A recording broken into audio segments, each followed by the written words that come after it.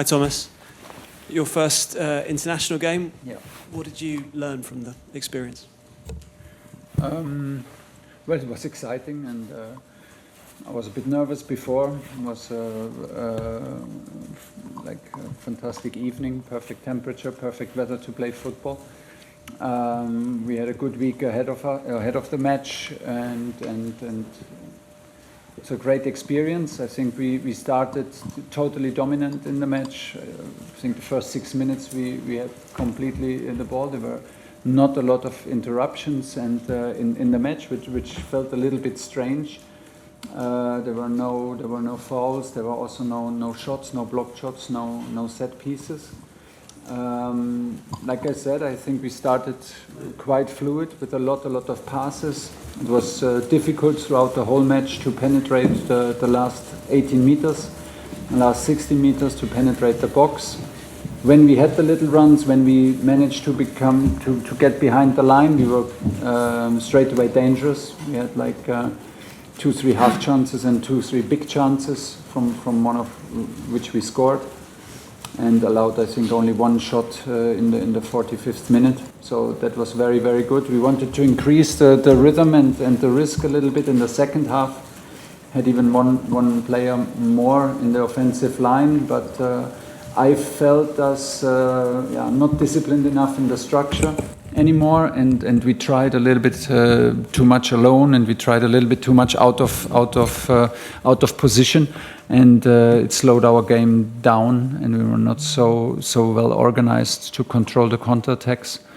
Later, with the second goal, the game was over, and we could see it out. In general, this is a difficult opponent. They play unorthodox style. They have speed up front. They have physicality up front. I think we saw them in the form of the Euros, where Spain struggled, Croatia struggled, Italy struggled in the group phase. And I think we saw this kind of opponent today, and we managed to get our first win, first clean sheet, and hopefully gives us some confidence to get quickly better and to trust in our style and go from there. Okay, Alex Howell. Hi, Thomas. Called Myles Lewis-Skelly up into the England squad. He's had a career that's already on fast pace. Another big moment for him tonight, a goal. What have you made of him this week in the camp and his performance this evening? He was amazing in camp. He's full of confidence and a very, very full of humor and such an open and mature character. You see everything what you see on the pitch, you see off the pitch, so he was straight away a part of the group. Very impressive. He does it with a natural confidence, and this is how he plays football. It's just a great performance. He is full of courage, full of quality, and even more so that he could be with his little run behind the line, be decisive, and open this game for us. Even better. Was amazing. Jacob. Hi, Thomas. Do you sense that Phil Foden lacks a little bit of belief when he plays for England? And so how do you get that into him? We will encourage him to do what he does best, to go at defenders, to go into dribblings. We played him today from the right wing. I think both of our wingers who started were not as impactful as they normally can be, and as they are normally in club football. I'm at the moment not so sure why we struggled to bring the ball quicker to them, to bring the ball in more open position to them. I need to review the match. Not so sure why it took us so long. I think we lacked a little bit runs off the ball, so it was a bit too much passing, not enough dribblings, not enough carrying the ball and driving with the ball, and not aggressive enough towards goal. They trained very well. They were decisive in training. That's why also they deserved. They were very good in the last weeks in their clubs. We will keep on encouraging them and make sure to create a structure for them that they can show their potential. Okay, we'll go here and then Matt. Hi, Thomas. Hi. England's pressing structure seemed more aggressive in certain phases today. Was that a key focus in preparation? And how do you rate its effectiveness in today's match? Yeah, it was. I was quite happy with the start, and I was quite happy with the structure in the start, especially to control the counter-attacks. So we were structured in our attacks, and we tried to find the gaps. We did. Like I said, there were no pauses in the match because we did also no mistakes. So it was sometimes if you struggle to put intensity or aggression with your passing game, then you do a mistake. It happens that you do a mistake and you can play counter-pressing and have a ball win, but we did also not do mistakes. So there was it was a very, very fluid game, but in the opponent's half and unfortunately not in the last 20 meters. We struggled to find solutions where to take the risk and maybe to take more risk with chip balls behind the line. And then, like I said, I have the feeling that in the second half we, with a little bit more frustration, we did not play with the same confidence in our structure, and then everyone tried a little bit out of position, and then it becomes more complicated than before. So we need to. I have the feeling we need to stay in the belief, and like you said, maybe find a bit more the open spaces, maybe play a little bit more through people and not around the block, but through the block, and find a better rhythm for that. But I need to watch the game and look for solutions. Hi, Thomas. You've said that we have to do better.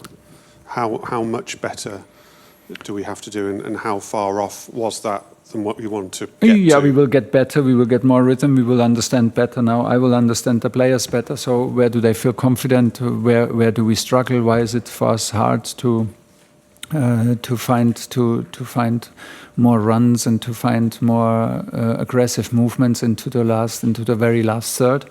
And from there we will get better to implement a higher rhythm and be simply a little bit more look more dangerous also in front of goal. But it's step by step. It was a complicated opponent. They play unorthodox style, and individually, of course, we can have more impact from the wingers. We can play more diagonal, I think, through the gaps and not always around the block. But I need also to have a look at it if it was really open or if they defended just so deep. I rewatched the first goal, and I think Jude played a ball against 10 defenders in a line in a depth of 8 meters. So the whole block was in a line of 8 meters. We struggled to find chip balls and to understand when the timing of the runs, but we will get better at this. I'm sure, and we will look at it, have video sessions, and make sure that we find solutions for it for Monday. Can I just check on Gordon as well, because he looked a bit upset when he went off at the end. He looks injured. He had first of all, I thought it's his stomach, but it's his hip, and it does not look good. Yeah, it's a bit worrying. Yeah. So pass behind Rodrigo there, thanks.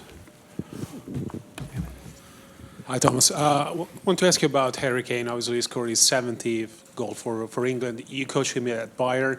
Do you see any difference between the guy you coach at Bayern now that you've seen him with England?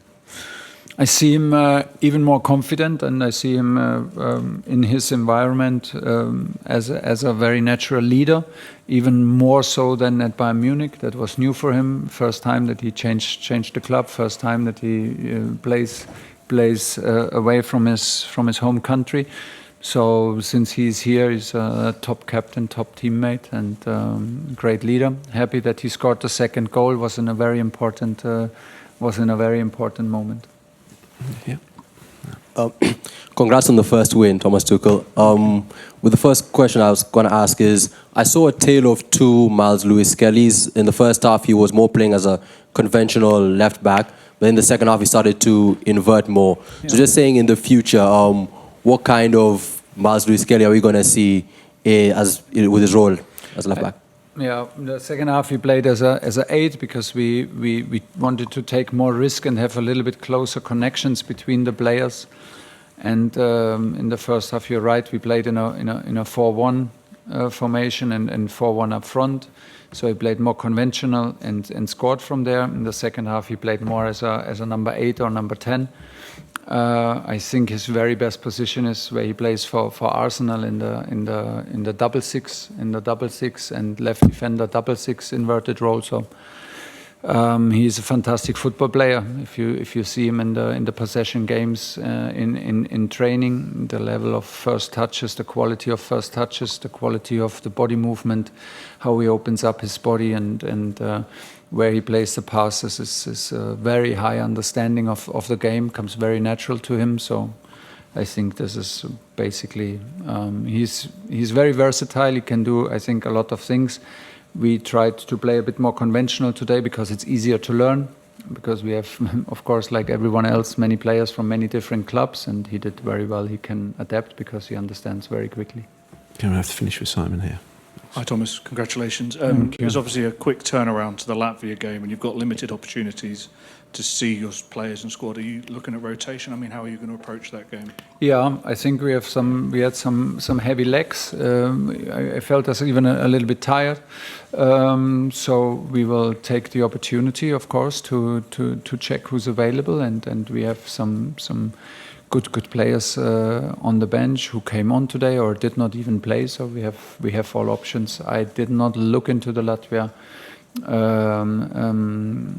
into the folder yet. What we have to take care of and what they play. This will start maybe tonight, latest tomorrow, and then we will decide. But I have full trust in all 22 players plus 4 goalkeepers, and from there we go. We will make sure tomorrow we train right now to have a full day of recovery for everyone. Everyone deserves that because everyone trained on a high level and played the match now together. So tomorrow is recovery day, and Sunday we take care about Monday. Okay, we'll finish it there. Thanks, guys.